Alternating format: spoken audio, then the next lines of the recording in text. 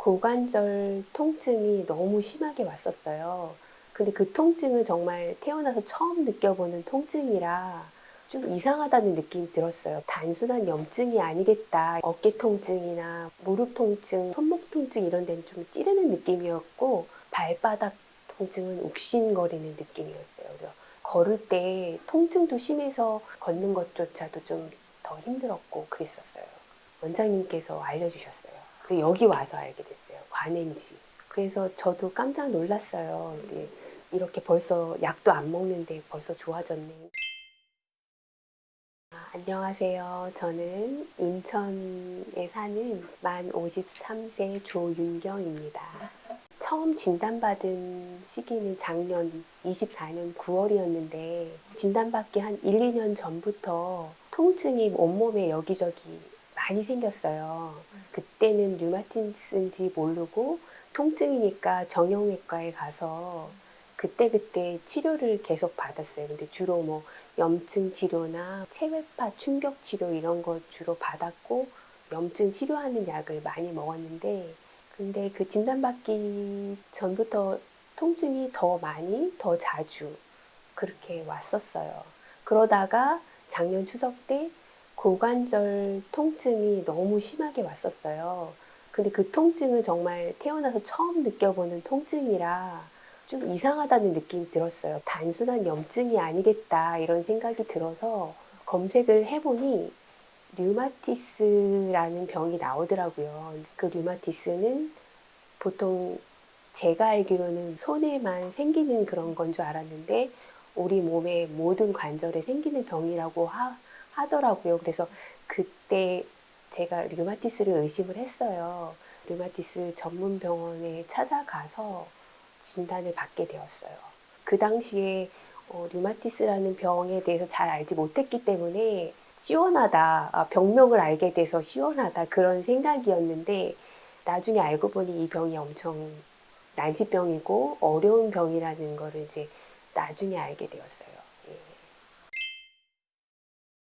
주로 뭐 어깨 통증이 올 때는 팔을 못 드니까 뭐옷 입는 것도 힘들고 또 밤에 잘 때도 아프니까 잠을 숙면을 취하지 못하는 것도 있었고 점점 시간이 흐르면서 발도 붓고 걸을 때 통증도 심해서 작년 가을쯤에는 쩔뚝쩔뚝 걸으면서 다니기도 했어요. 걷는 것조차도 좀 더 힘들었고 그랬었어요.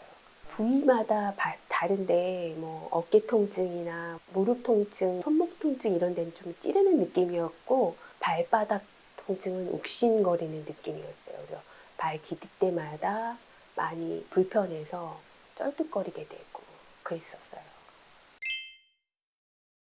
저는 EBM 허준영 원장님 강의를 듣고 류마티스 내과 의사 선생님들하고의 다른 점이 뭐였냐면 그 류마티스가 병이 생기는 그 과정을 엄청 자세하게 알아듣기 쉽게 이렇게 설명을 해주셨고 그리고 병이 나을 수 있는 과정도 되게 자세하게 설명을 해주셔서 그 영상을 보면서 그냥 여기 가면 낫겠다라는 생각이 들었던 것 같아요.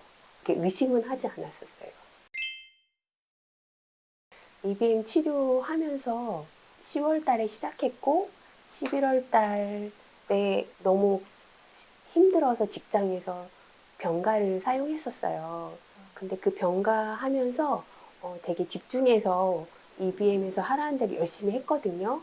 그랬더니 차차차차 몸이 좋아지는 게 느꼈고 1월 달에는 에너지도 많이 생겼어요. 사실 EBM 처음 왔을 때 검사했을 때 제 몸 상태가 70대로 나왔었어요. 그게 전혀 의심하지 않았던 게 정말로 정말로 아프고 힘들었거든요. 직장에 병가도 냈었는데 1월이니까 한 3개월 정도 했는데 몸에 힘도 생겼고 아픈 통증 같은 것도 많이 줄었어요. 류마티스 내과에서 준 약도 2개월 정도만 먹고 왠지 이거 안 먹어도 안 아플 것 같은 그런 느낌이 있었거든요. 그래서 사실은 원장님께서 차츰 끊으실 거라고 하셨고 처음에 왔을 때는 약 끊으라고 하면 어떡하지? 내가 통증이 많은데 그런 걱정을 하면서 왔는데 선생님께서 처음부터 끊으라고는 안 할 거라고 이렇게 말씀해 주셔서 안심하고 있었던 상태였는데 근데 2개월쯤 지나면서 몸이 차츰 좋아지니까 왠지 이 약을 안 먹어도 통증이 없을 것 같은 생각이 들어서 원장님이 끊어라 하기도 전에 제가 먼저 끊었어요. 근데 진짜로 심한 통증은 없었어요. 위장통까지는 아니어도 소화가 저는 좀 잘 안 됐어요. 통증 때문에 먹기는 먹었는데 그래서 제가 더 빨리 약을 좀 끊은 것 같아요. 결과는 거의 완전 정상 수치로 나왔어요. 근데 그것도 제 몸이 진짜로 아프기 전이랑 약간의 차이점이 있지만 거의 비슷하거든요. 그래서 그 수치도 맞는 것 같아요. 사실은 그 관해라고 그 류마티스 내과 선생님께서 말씀을 안 해주셨어요. 그 결과지를 가지고 저희 항상 여기 EBM 올 때 그 검사지를 보여드리거든요. 근데 원장님께서 알려주셨어요. 그래서 여기 와서 알게 됐어요. 관인지. 그래서 저도 깜짝 놀랐어요. 근데 이렇게 벌써 약도 안 먹는데 벌써 좋아졌네. 근데 사실은 약은 안 먹는 게 더 도움이 되는 게 맞는 것 같아요.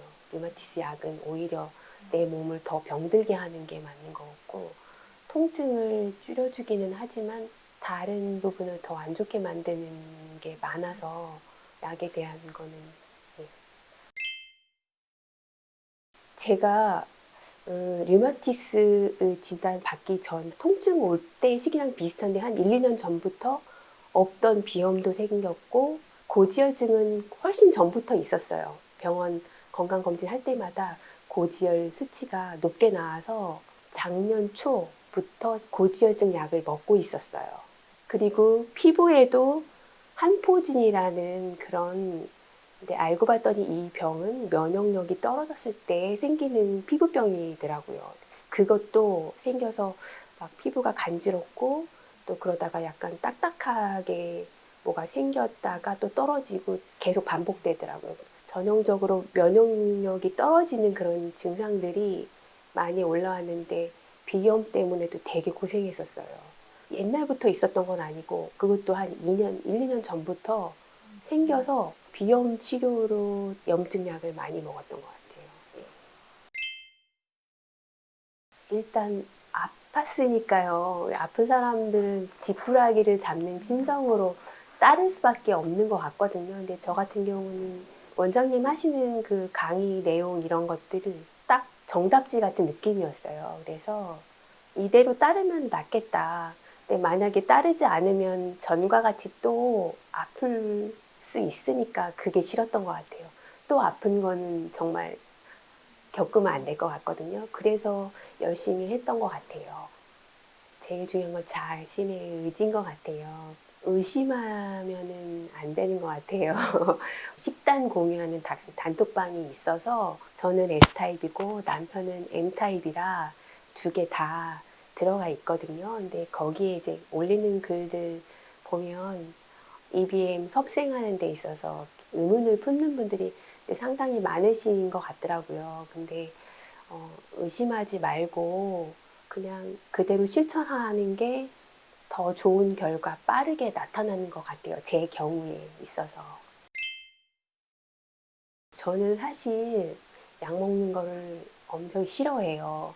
그래서 아파도 거의 약을 안 먹고 웬만하면 그냥 쉬면서 나으려고 그렇게 했던 사람인데 이 류마티스의 통증은 저의 그 평소의 생각을 완전히 깨트린 그런 심한 통증이었거든요. 그래서 이제 약을 먹기 시작했는데 근데 어차피 여기 EBM 치료 목표는 약을 안 먹는 거잖아요. 그게 목표라면 조금 내가 더 빨리 해도 되지 않을까 그런 생각을 했던 것 같고 그리고 약을 빨리 끊어서 오히려 후련했던 것 같아요. 제가 진짜 처음에 정말 힘이 하나도 없고 좀 70세의 그런 몸이었다고 하셨는데 올 1월에는 힘이 너무 생겨서 집에 그때 정리할 일이 있었는데 60리터 쓰레기 봉투 6개를 막 제가 혼자 정리해서 버리고 그랬거든요. 근데 그거 할 당시에는 몰랐는데 하고 나서 내가 이런 힘이 생겼구나. 그런 생각을 했거든요. 진짜 많이 건강해졌다. 그리고 제가 이렇게 하는 걸 보고 저희 남편도 많이 놀라고 저희 남편이 EBM 가기 정말 잘했다. 이렇게 얘기해 줬어요. 근데 건강하려면 어쩔 수 없지 않나 싶어요. 지금 이렇게 아픈 거는 다 그동안 내가 잘못해 왔기 때문에 아픈 거잖아요. 그에 대한 책임을 내 스스로가 지어야 된다고 생각을 해서 그래야 건강할 수 있다면 그렇게 실천을 해야 한다고 생각을 해요. 일단 EBM은 알게 된 거는 정말 큰 축복이고 큰 선물인 것 같아요. 우리가 나이가 들면서 다들 어디 한 군데 성한 곳이 없이 점점 아픈 곳이 많아지는데 건강을 위해서 뭔가를 열심히 하잖아요. 이제 EBM에 있으니까 알잖아요. 그 건강을 위한다는 것이 오히려 건강을 해칠 수도 있다는 거를. 그런데 우리는 이제 EBM에서 딱 짚어서 이건 너한테 좋은 거야. 이거는 너를 해칠 수 있어. 이렇게 알려주니 이 알려주시는 거를 그대로 잘 실천하면 좋겠다는 말씀을 드리고 싶어요.